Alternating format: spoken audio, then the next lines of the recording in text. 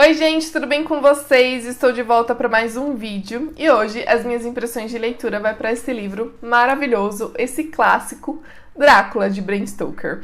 Eu li nessa edição super bonita da Pandorga, da editora Pandorga, mas eu preciso só avisar, gente, que tá faltando um pouquinho de revisão em relação à ortografia. Tem alguns erros aqui de ortografia que são primários, né? Se vocês prezam, assim, por edições mais cuidadosas, talvez esta não seja uma opção, embora seja uma edição muito bonita, né?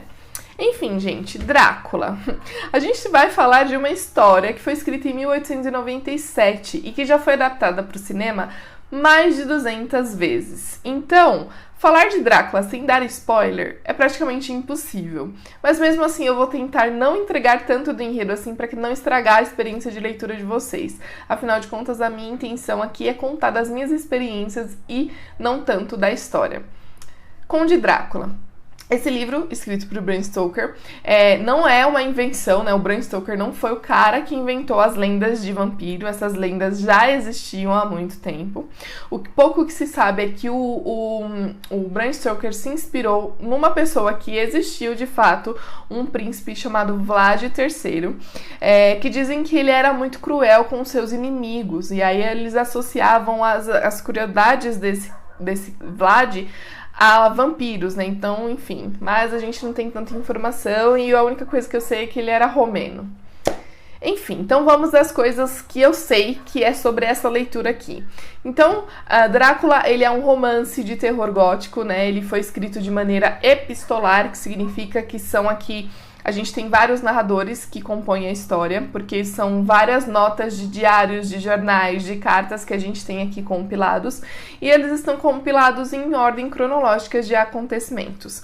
Então vamos para o início da história. A gente começa a ter base da história através das notas de diário de Jonathan Harker.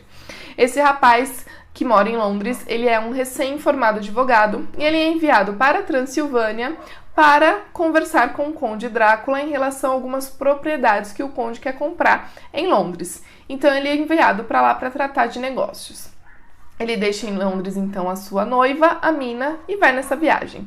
No início da história, gente, a gente já percebe que coisas estranhas vão acontecendo desde o início. Porque ele passa a descrever as pessoas das cidades que ele precisa fazer algumas paradas, algumas estalagens, como sendo pessoas muito supersticiosas. Porque quando se dão conta do que ele está indo fazer e de quem ele está indo visitar, essas pessoas passam a fazer sinal da cruz, passam a ficar super preocupadas, pedindo para ele voltar para casa. E inclusive ele ganha um crucifixo de uma dessas pessoas e ele acha aquilo tudo muito estranho, mas continua a viagem dele. E o que é interessante é que o Bram Stoker ele não economizou tempo pra gente em nos apresentar algumas características esquisitas desde o início da história. Então no primeiro e no segundo capítulo a gente já tem sugestões de quem o Conde Drácula é, nada mais nada menos do que um vampiro. E essas sugestões são justamente algumas características que ele vai nos apresentando, sem mencionar a palavra vampiro. A palavra vampiro, pelo menos nessa edição aqui, ela vai aparecer lá mais da metade do livro adiante. Mas ele já vai te sugerindo algumas coisas e vai nos dando um panorama do que está acontecendo através da visão do Jonathan, através de uma visão super preocupada, porque afinal de contas é ele que está indo ali.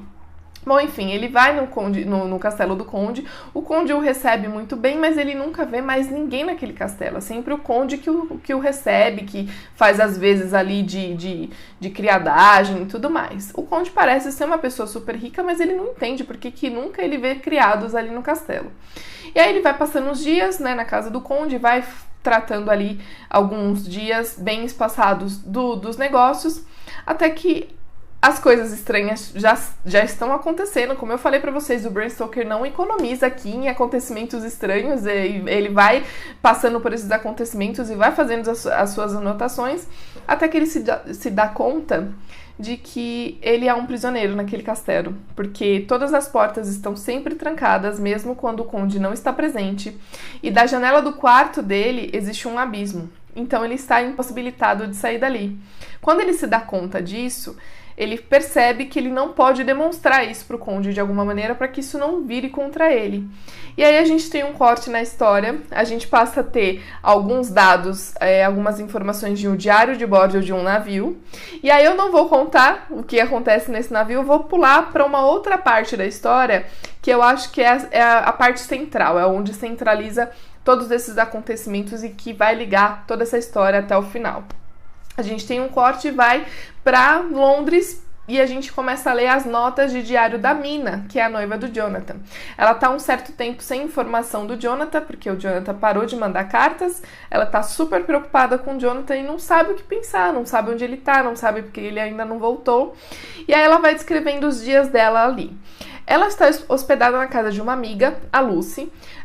A Lucy, ela teve 3 pretendentes para casar, mas ela escolheu um deles, o Arthur. E ela vai contando ali os acontecimentos enquanto ela tá na casa da Lucy. A Lucy, ela sofre de sonambulismo e a mãe da Lucy tá muito doente. Então ela acaba passando uma temporada ali na casa da Lucy para ajudar a amiga com esses ataques de sonambulismo que ela tem. E em um desses ataques, a Mina acorda no meio da noite, a Lucy não está no quarto, ela vai atrás da Lucy e vê que a Lucy saiu de casa e tá numa praça, num jardim, uma espécie de cemitério onde as duas passavam assim as tardes conversando. E conforme ela vai chegando perto, ela vê que tem uma presença estranha ao lado da Lucy. Só que tem uma névoa e ela não consegue se dar conta do que é aquilo. Ela vai chegando mais perto e conforme ela vai chegando mais perto, essa presença some e a Lucy passa a ficar sozinha. Ela leva a Lucy de volta para casa e a partir daquele dia a Lucy adoece. Ela fica super doente, ela fica super fraca, cada vez mais pálida.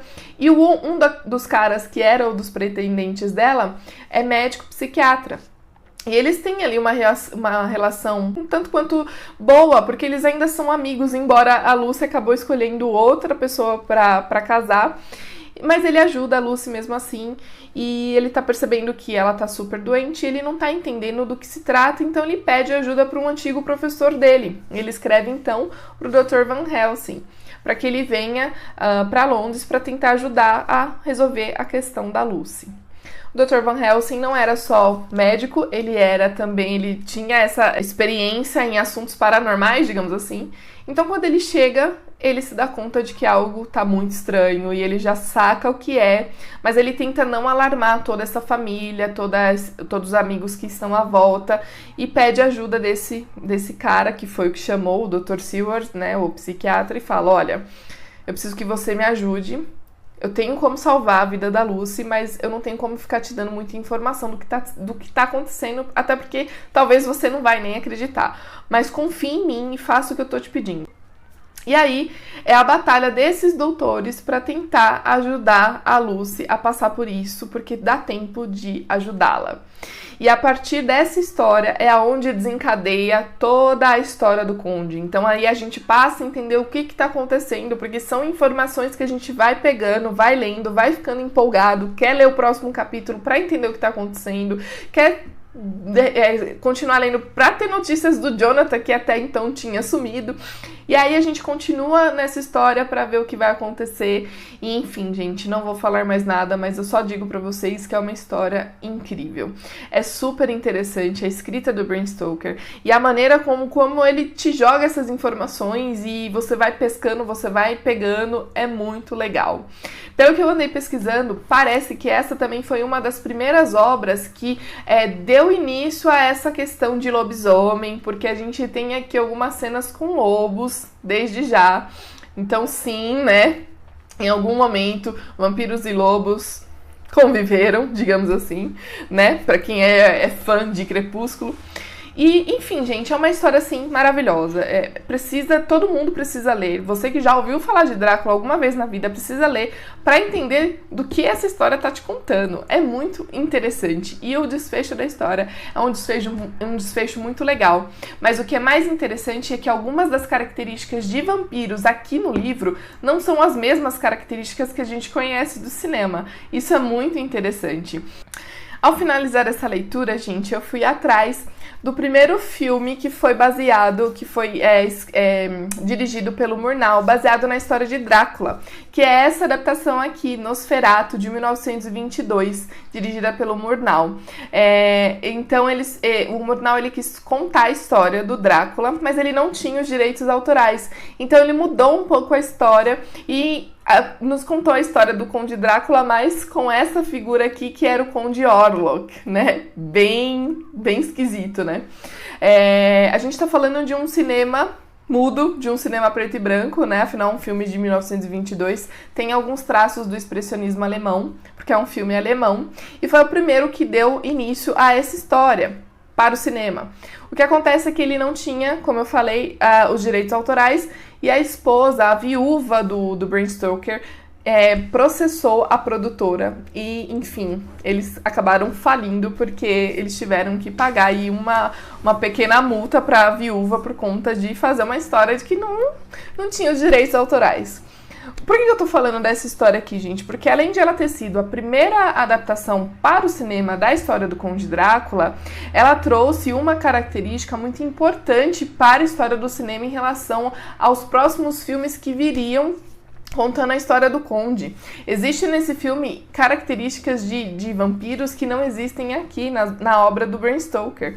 Então, o final lá é diferente. Então, eu sugiro você que já leu assistir pelo menos esse filme. Claro que os outros filmes têm toda a sua bagagem, aquele filme de 1992, Drácula de Bram Stoker, do Coppola, enfim, tem o próprio Dr. Van Helsing, tem o filme do Van Helsing, tem vários filmes que são muito bons.